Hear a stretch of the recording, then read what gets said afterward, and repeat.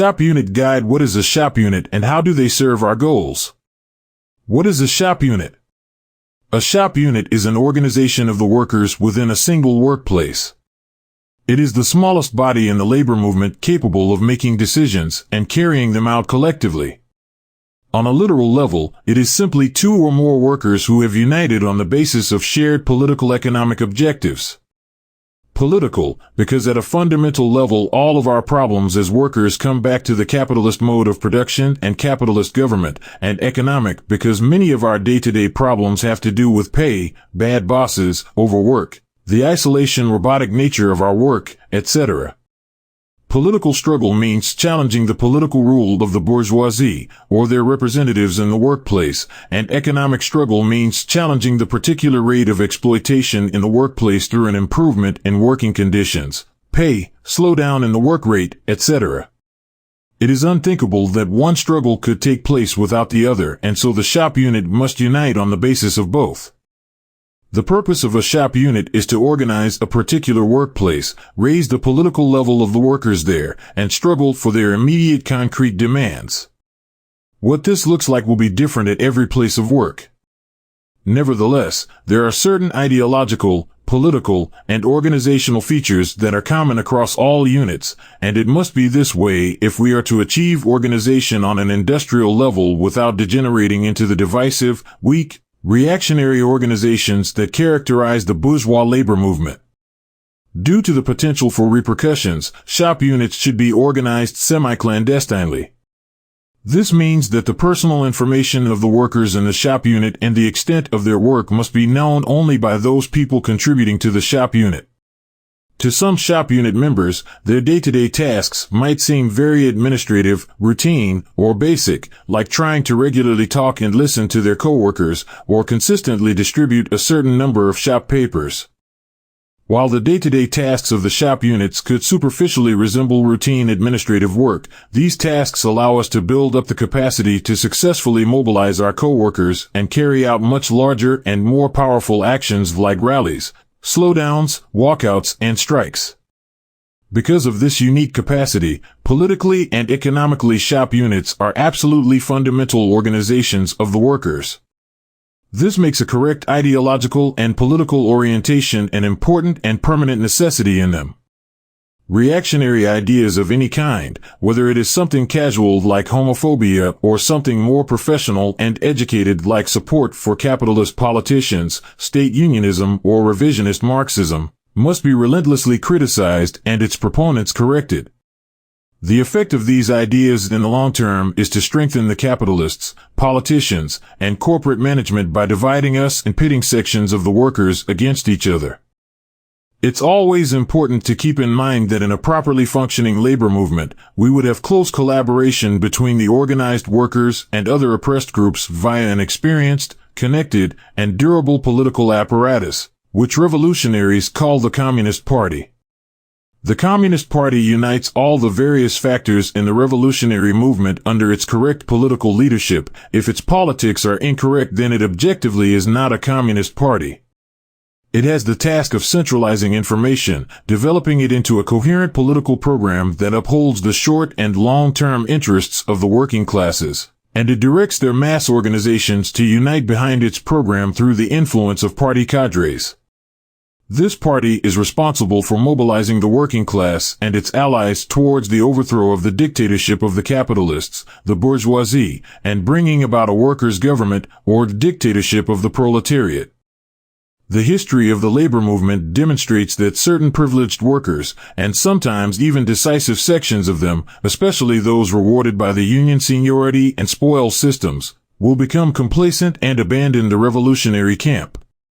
This manifests most obviously in those workers who embrace fascistic ideas and anti-communism. The shop units have the job of exposing the danger of the diverse and complex counter-revolutionary schemes of the union bureaucrats and the reactionary sections of the workers. Collaboration with the Communist Party, assuming one arises in our lifetimes, and revolutionary organizations of the workers and oppressed people on the initiative of the workers in the shop unit is a precondition for real solidarity.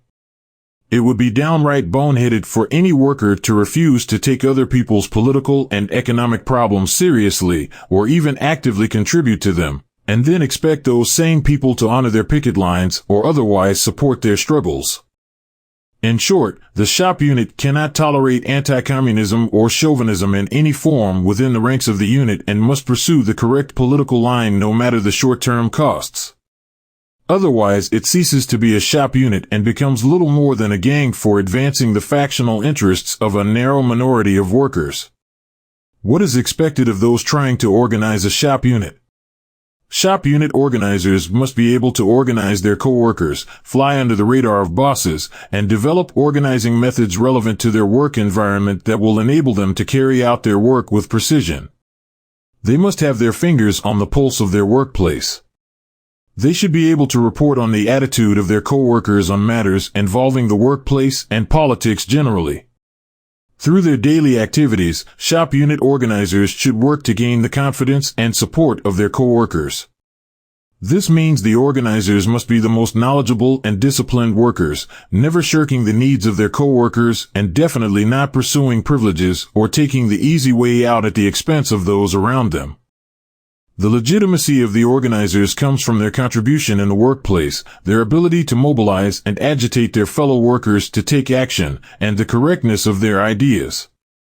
Leadership based on anything else is simply unprincipled factional leadership incompatible with the aims of the labor movement. This highlights the need for organizers to study their industry and the specifics of their workplace. Gather information about your firm's corporate structure and management compensation, shady business dealings, company profits, and political connections with the local, state, and federal government. Study the history of labor organizing, unions, political economy, and workplace struggle. Philosophy, political economy, anything relevant to the work environment, no matter how abstract it may seem, should be utilized in order to deepen people's understanding of their environment. It is one thing to hate your boss, it is something else entirely to understand and work to destroy the political economic foundation he stands on. We encourage workers regardless of political affiliation to develop shop floor organizations and fight for their own economic interests and those of their co-workers. At the same time, we advocate that the leaders of these organizations should study the scientific ideology of the proletariat. This ideology in the modern day is called Marxism-Leninism-Maoism. We believe this because we are not the first revolutionary workers to try and organize our workplaces, nor are we the last to do so. Maoist theory takes the long and proud history of the last 200 years of workers' struggle and defines the causes of the misery of the working class more profoundly and more correctly than any other theory. And it is precisely for this reason that Maoist ideas are easily assimilated by the workers and are the most potent force for uniting them. Reformist and bourgeois trade unionist ideas can only split and misguide them. Theoretical work must come first and cannot be separated from practical work. Organizing plans and campaigns must always have a solid materialist analysis guiding them. To bring everyone together in shared action, who are our allies, who are our enemies, what must be done, and what challenges will have to be overcome in the process. These are fundamental questions that Maoism can't answer in the abstract, but it is the work of the shop units to turn those abstract answers into concrete plans. Stalin explained it simply. We can picture all this to ourselves approximately as follows. There is a capitalist system. There are workers and masters. Between them a struggle is raging. So far there are no signs whatever of scientific socialism. Scientific socialism was not even thought of anywhere when the workers were already waging their struggle. Yes, the workers are fighting. But they are fighting separately against their masters. They come into collision with their local authorities. Here they go out on strike. There they hold meetings and demonstrations. Here they demand rights from the government. There they proclaim a boycott. Some talk about the political struggle, others about the economic struggle, and so forth. But that does not mean that the workers possess social democratic consciousness. It does not mean that the aim of their movement is to overthrow the capitalist system. that they are as sure of the overthrow of capitalism and of the establishment of the socialist system as they are of the inevitable rising of the sun, that they regard their conquest of political power, the dictatorship of the proletariat, as an essential means for achieving the victory of socialism, etc. Meanwhile, science develops. The working class movement gradually attracts its attention. Most scientists arrive at the opinion that the working class movement is a revolt of troublemakers whom it would be a good thing to bring to their senses with the aid of the whip. Others believe that it is the duty of the rich to throw some crumbs to the poor, i.e., that the working class movement is a movement of paupers whose object is to obtain alms. And out of 1,000 scientists, perhaps only one may prove to be a man who approaches the working class movement scientifically investigates the whole of social life, watches the conflict of classes, listens closely to the murmuring of the working class, and, finally, proves scientifically that the capitalist system is by no means eternal, that it is just as transient as feudalism was, and that it must inevitably be superseded by its negation, the socialist system, which can be established only by the proletariat by means of a social revolution. In short, scientific socialism is elaborated. Whether or not a shop unit organizer is studying and applying Maoist theory is the difference between the movement of paupers that make up the bourgeois state unions and the revolutionary movement that the shop units are a component part of. The fact that many officials and even the upper strata of certain bargaining units in the state unions have a six-figure income does not negate their basic nature as paupers and hired goons clinging to the bourgeoisie. Rather, it consecrates this status and formally splits them from the bulk of the workers. The advanced workers and shop units take up the heroic fight for the historical destiny and rights of all workers against the defenders of the state unions who fight so that we stay divided, complacent, and weak. Therefore, the ideas of this group must be combated at all costs, and the majority of workers must be won to our path of solidarity, action, and revolution. Political organizational tasks of shop units. Revolutionary labor organizing in the United States has been seriously neglected for almost 100 years. Because of this, very few people have a lot of experience doing this sort of work, and those that do often only have a few years under their belt, us included. Using what we have learned since we began, we would say that practically speaking there are two mutually reinforcing sides to this work. The first side is the administrative work of organizing the masses. Even in workplaces where the state unions are legally responsible for organizing the workers, there is usually no real system or shop floor apparatus for actually doing so. It is the job of the workers to construct it, but they must construct and maintain it according to their own needs and capabilities and with their own organizational independence as its basis. We are not in the business of doing the dirty work of the state unions. In workplaces controlled by them, we want to take advantage of their unwillingness to collaborate with the rank and file and replace them at the head of the rank and file. In workplaces without state unions, construction of the shop floor apparatus should be considered the primary task of the organizers. This is the material basis for workers' power, not the legal maneuvering of ourselves or the state unions. If those systems can be avoided altogether, then that course should be pursued. But if they have already inserted themselves in some way, then they should be worked with only on the basis of formal independence and clearly defined terms dictated by the majority of the workers. This administrative work must be organized according to the physical, industrial structure of the workplace. Consider the following diagram roughly representing a shop unit for one shift in a medium-sized logistics warehouse. This extremely primitive diagram is meant to illustrate the concept of organizing according to the operation. The warehouses and factories are organized according to belts, and so organizers in these types of operations should keep track of exactly who is staffed, where, and what their level of organization is. Are we capable of distributing propaganda to them in a timely manner? When do they take breaks and where? Can they be relied on to contribute and in what capacity, even simply offering opinions, operational information, or proposing their own plans counts as a contribution? And helping distribute information or becoming organizers themselves is even better.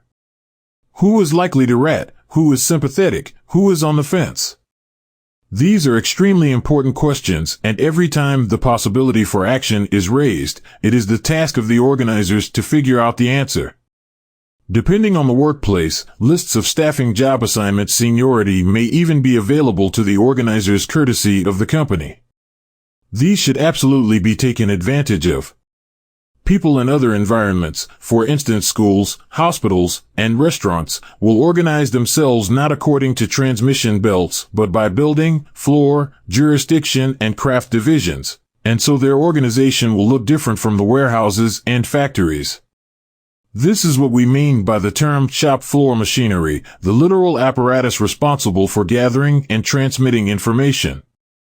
The state unions, because they keep all decision-making power to themselves, have zero use for information from the workers, are uninterested in their needs and plans, and are often outright hostile to them, and so they long ago dismantled the machinery necessary to consistently and regularly mobilize the workers. Even the progressive unions have only fragments of it here and there, usually in the form of a tiny number of stewards who focus on the grievances of the upper stratum of the workers and the occasional meeting held at a union hall. The machinery of the shop unit, in contrast, must be tailored to the specific workplace, and organizers must establish a logical area of responsibility corresponding to their daily habits. They should expand their influence as much as possible among the people they see on a daily basis, and then consolidate the most enthusiastic supporters, bring them into their ranks, and thereby expand the organization by bringing in new people who have different but overlapping daily habits. In this way, the shop units are like tree roots, steadily growing out further and nourishing itself to facilitate further growth. The second side is the ideological political orientation of that work. The state unions have demonstrated, and history has demonstrated in a million different ways, that even tens of millions of organized workers are completely helpless if these organizations are dominated by the bourgeoisie. And the domination of the bourgeoisie is an inevitability if the rank and file is not equipped with revolutionary theory and willing to stand up against incorrect ideas and even physical assault. The growth of the shop units has the effect of weakening them ideologically, since less experienced and therefore less theoretically sound people are brought in, which may in the long run hinder their further growth if left unaddressed. Therefore, consistent political and ideological work is an absolute necessity among the organizers and in their day-to-day work. The creation of a central press organ, like a shop paper or some other regular publication tailored to the needs and capabilities of the average worker in the industry, is an absolutely fundamental task for the shop floor organizations. Without this, their degeneration into adjuncts of the bourgeois state is a near guarantee, and even if they do maintain some formal independence, it will be for naught. The organizers, or at least the most theoretically knowledgeable leaders of the organizers, should establish a press organ and create a routine of organizers distributing their ideas and synthesizing the demands and conditions of the workers in a publication to be circulated among the broad mass of workers outside the shop unit. The ideological political work and practical work of the shop units have a dialectical and mutually supporting relationship to one another. For example, when a strike or shop floor campaign inevitably reaches a set of obstacles or challenges, the extent to which the shop paper has helped to raise the political and class consciousness of the workers involved can be the deciding factor as to whether the action overcomes its obstacles and is successful, or whether these small obstacles turn into a slow and inevitable demobilization and defeat. The New Labor Press also contains guides on the basics of a shop paper and the details of writing and distribution. At its core, the shop paper must combine the day-to-day hardships of the workers with the long-term perspective needed for their final resolution. Every development in the workplace must be explained in the context of broader political and economic developments, and no injustice is too minor for the shop paper. The shop paper is the real organizer of the workplace, giving the shop unit organizers greater direction and giving the mass of unorganized workers deeper knowledge of their workplace and their role in society. Shop paperwork is extraordinarily complex. It cannot simply repeat the complaints of the workers. The central contradiction of shop paperwork is leaving the least room possible for opportunist distortion while reaching the widest possible audience. It must balance the particular and the general aspects of the workers' struggles. It must be the representative of the workers in the particular workplace, and it must promote cooperation with other workers in the same industry. The low level of formal education of many proletarians must be overcome through meticulous editing work without turning the shop paper into an organ of the aspiring intellectuals, especially the students, who are attracted to activism but are loath to give up their backwards ideas. The New Labor Press has some examples of existing shop papers for people to take inspiration from, but every shop paper must be adjusted to the specific conditions of the workplace and the prevailing political and economic conditions. The shop paper is an absolutely indispensable tool for suggesting executing campaigns around specific issues, promoting a principled political and economic outlook, and struggling against incorrect ideas among both organized and unorganized workers. It is also a great tool for establishing inter-workplace unity. Its utility is so broad, and the required investment so low, that we consider the establishment of a shop paper an absolute necessity for any organizer in a sector or workplace without one. It is highly possible, especially while the shop unit is still small, that it will be the same people doing both jobs, and with growth, only a minority will be needed to maintain the press organ.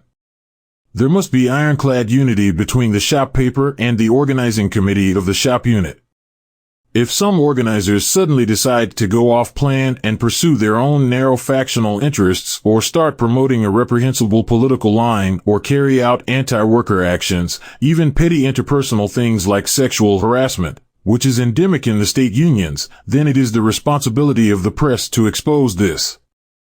At the same time, if the writers and editors of the press organ suddenly embrace reaction or put their own personal inclinations above the broader political and economic interests and capabilities of the workers, then they should be struggled with, and if they refuse to be rectified, should be replaced if not kicked out of the organization completely.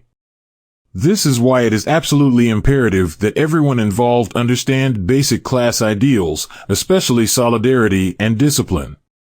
Only through principled and well-defined cooperation by everyone involved can the shop unit actually fulfill its responsibilities.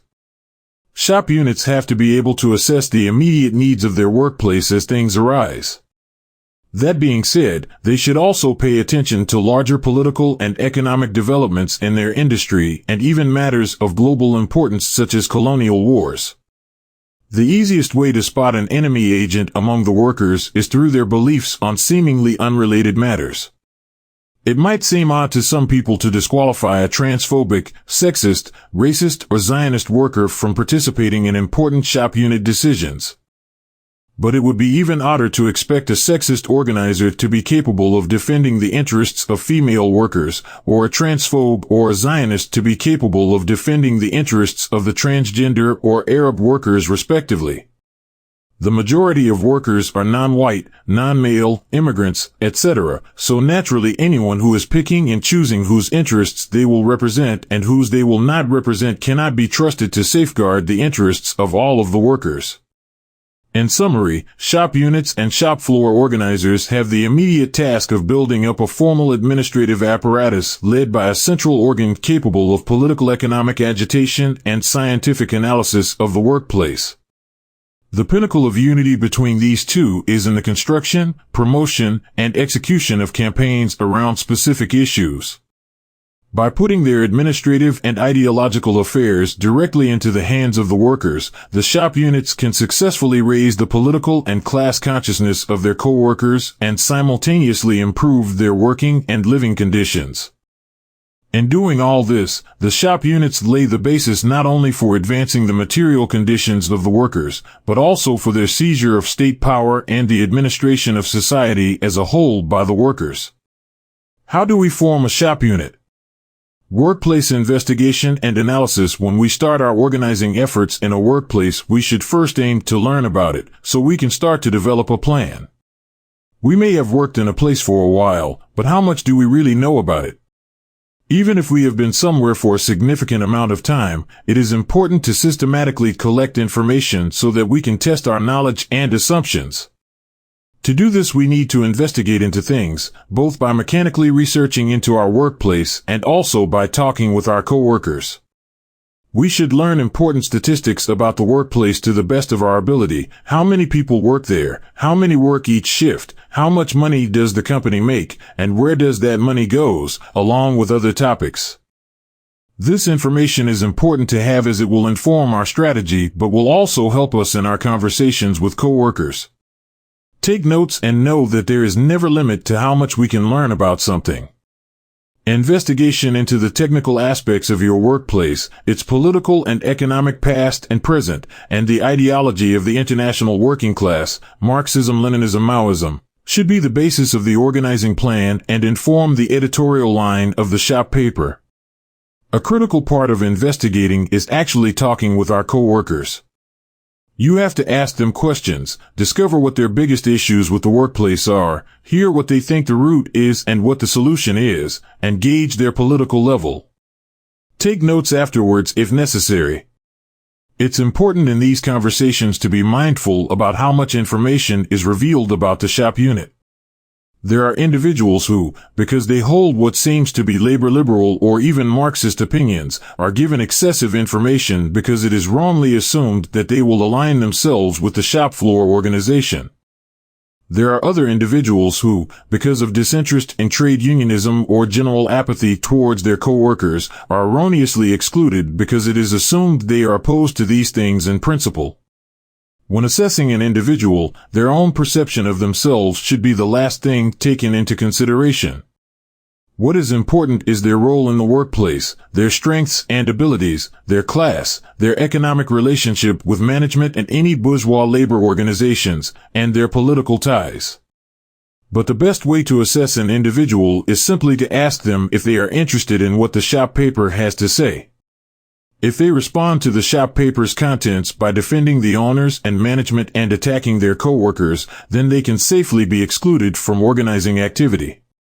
Objective divisions among the workers. Every workplace can roughly be divided into 3 political levels: the advanced, the intermediate, and the backward. The advanced are your coworkers who see issues with the workplace and recognize that the owners and bosses are not their friends, that the workers need to get collectively organized to solve our problems, and will actively contribute to a specific campaign or even integrate themselves into the shop floor machinery.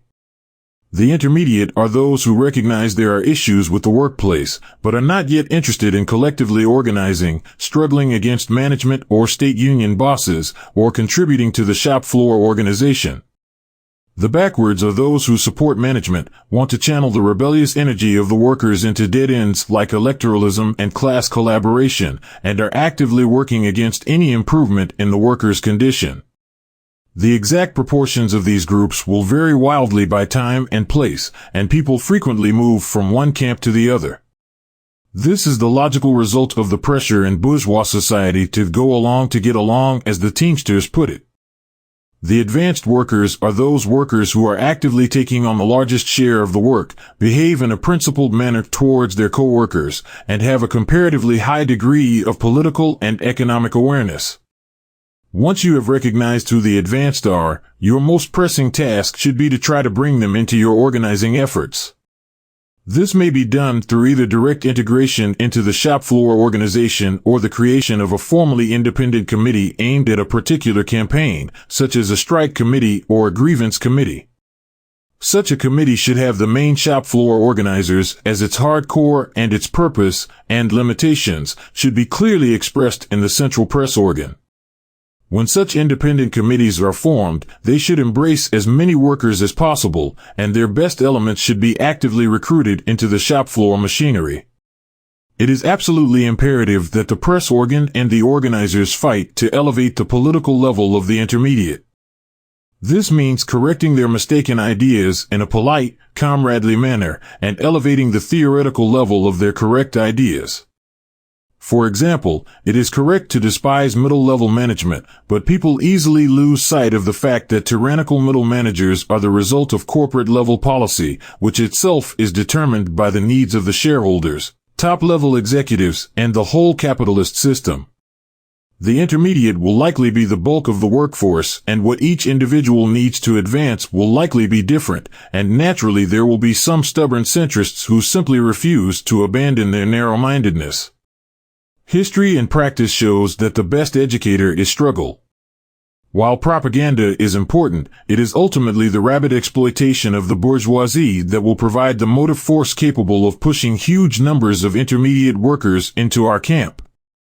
The backwards workers are those actively shirking their work obligations to the detriment of others, mistreating their co-workers, and pushing reactionary political lines. Ultimately, these individuals are concerned solely with minimizing their responsibilities and maximizing their share of the wealth. They should be isolated and their pro-capitalist schemes exposed. By criticizing these individuals, the shop floor organization demonstrates to the majority that it has their best interests at heart and will stand up against attacks regardless of where they come from. And it must be said that the most potent attacks come from the ranks of the workers themselves. The crushing blow against organized labor was not delivered by Pinkerton agents and state cops shooting down strikers. It was delivered by the leaders of organized labor who were in a position to sell off labor's gains, dismantle its organizations, sabotage its campaigns, and purge the best and most politically conscious workers. This cannot be forgotten for 1 second. It is absolutely intolerable for shop floor organizations to entertain the needs of the backwards workers in the name of unity or personal friendships. Fractional work, when organizing within an already existing state union collective bargaining unit, or within an already existing semi-independent union like the Amazon Labor Union or Starbucks Workers United, revolutionary workers will find they have to engage in what is called fractional work, whether they want to or not. A fraction, in a really basic sense, is just a group of revolutionaries attempting to do revolutionary work within an already existing non-revolutionary organization or institution. In our case, a fraction would be a shop unit attempting to do revolutionary labor work within an already existing non-revolutionary union or bargaining unit. While it might sound simple, fractional work is one of the areas where most amateur organizers make their most serious mistakes. Our Indian comrades in CPI, Maoist, write that the important point in fractional work is the skillful exposure of the reactionaries and reformists leading or participating within these organizations. This exposure is essential to draw the masses away from their influence. This must, however, be done without exposing ourselves to the enemy. The forms of exposure will thus differ depending upon the concrete situation. There are 2 types of deviations in fractional work. One is to sink to the level of the reactionaries and reformists leading the organization and refuse to do any political work in the name of having a long-term approach and preventing exposure. The other is to get rapidly exposed due to our desire to achieve quick results. Both deviations should be avoided. The 2 main types of deviations, or errors, our Indian comrades talk about can be seen all the time in what passes for modern-day revolutionary labor organizing. Of the 2 deviations, the first is definitely the most common. Many radical workers think that by just doing normal organizing work for the union, the same way a union staffer would but unpaid, they are successfully doing fractional work because the whole time they are expanding and organizing the union, they secretly have revolutionary beliefs in their head. While these comrades convince themselves they are somehow outsmarting, taking advantage of, or transforming the non-revolutionary unions they work within, they are being played by the corrupt and useless union leadership which counts on new energetic and militant radical workers to do their dirty work for them. Reactionary sellout labor leaders have already exposed this practice themselves 1,000 times before, but still new revolutionary workers continue to make the same mistake over and over again. For example, in the 1930s, when the opportunist and corrupt leader of the United Mine Workers, UMW, John L. Lewis was asked by reporters why he was hiring openly communist and radical workers to organize for his new union center, the Committees of Industrial Organization, CIO, he famously responded, "Who gets the bird? The hunter or the dog?" In order to be the hunter and not the dog in this situation, shop units must always have a strong set of pre-established and agreed upon principles, plans, goals, and strategies when they engage in fractional work. They must always take a stand against collaboration with the capitalists, their politicians, and their agents among the workers. They must make sure that their fraction knows what it is doing, what it has to avoid, and is, to put it bluntly, in the driver's seat and not the other way around. For example, fractional work does not look like having all your fraction members run in union officer elections in order to win leadership and decision-making power within the union. This is an electoralist and conspiratorial approach to fractional work that stands in contrast to an authentic class struggle and mobilization politicization-based approach to fractional work. As a basic rule, working class leadership and decision-making power are always won on the shop floor, in the buildings and among the workers through struggle, raising consciousness, and trust, not by gaining titles and formal offices within the state unions. Fractions should maintain their own separate collective leadership and should always differentiate themselves from establishment union leadership and professional union organizers through their political line, their close relationship with their co-workers, their methods of work, their goals, vision, and their skillful exposure of the reactionaries and reformists leading or participating within these organizations. In the state unions, shop units fractions should prepare the organizational basis for the future independent class-conscious proletarian-led unions that will come following our inevitable split with the state unionist centers, and in the semi-independent and independent business union shop unit fractions should consolidate, advance and expand the left line within them in order to transform them into red unions. In all contexts, through their fractional workshop units should seek to build up and establish the embryo of what is called the United Proletarian Front, which is essentially a united front of workers which will help defend, fight for, and advance the interests of the working class and her allies in all sectors of the economy and all parts of the country. To do this, shop units must promote, prepare, expand, and win leadership of concrete actions of class struggle, strikes, slowdowns, walkouts, workplace rallies, etc., take those struggles to their conclusion without betraying the workers, and at the same time make effective use of their existing shop paper mechanisms to engage the workers politically and help consolidate the advanced among them which emerge over the course of struggle. Because of the many complications and considerations of fractional work, the shop floor organizations operating in legally recognized bargaining units have an added layer of complexity in their work. The problem these shop floor organizations face is that they must contend directly with the state unions for leadership of the workers in a way that does not cut them off from the bulk of the workers who may identify their privileges with the state union. The shop paper must, first and foremost, not let itself be turned into an appendage of the state union through obsessively publicizing every internal development. The shop paper must be a master of differentiating between essential and unessential. The things that directly impact the workers, such as agreements made on their behalf, factionalism against them participating in union affairs, political donations, and irresponsible use of dues money, lax contract enforcement, etc., are important. The shop paper is supposed to be an organ of the workers, so it should only mention state union actions in the context of their impact on the workers. At the same time, the shop unit should not shy away from participating in the state union on its own terms. If the workers are filing grievances, try to give it specific direction, turn it into a mass grievance campaign, and expose the state union officials when they negate the grievances in favor of the company. Put forward contract proposals and expose those officials who put their own arbitrary standards above the interests of the workers. Explain the objective harm their agreements do to the workers and use this as a basis for organizing workers outside the state unions.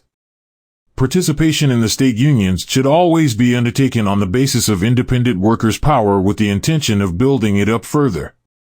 The shop unit can never be an appendage of or a caucus within the state unions. This is the first step to outright liquidation of the workers' collective strength, which is based on shop floor organizing. The basis of the state unions is integration into the bureaucratic state apparatus, not organizing, and they operate along bureaucratic, not democratic, lines. Consequently, shop unit activity within them and collaboration with them has a hard limit. The shop units, in their day-to-day functioning, basically have to pretend the state unions do not exist, because from the standpoint of the workers and their political interests they don't want the state unions make it their primary job to enforce their terrible contracts and cut deals with capitalists and politicians. Conclusion: every workplace organizer must start with careful study of their workplace, its day-to-day functioning. They must simultaneously construct a theoretically sound press organ and administratively consistent shop floor machinery, and the two must be mutually reinforcing. They must not lose sight of the ultimate aim of the labor movement, the dictatorship of the proletariat, and they must not lose sight of the immediate needs of the unorganized non-communist masses. Unity and solidarity are meaningless slogans if they are not backed with ironclad discipline, correct class politics, and clearly defined plans supported and executed by the workers themselves. It is not enough to denounce the politics and practice of the state unions. A real break with the state unions means breaking with the entire framework of NGO-style labor work and returning to the shop floor and building up workers' power there. This means the construction of mass organizations capable of exerting the collective power of the workers, combining these organizations with revolutionary theory and ruthless struggle against all opportunist elements, especially the left ones, for the purpose of establishing the iron unity and discipline needed for the final victory of the workers over the bourgeoisie.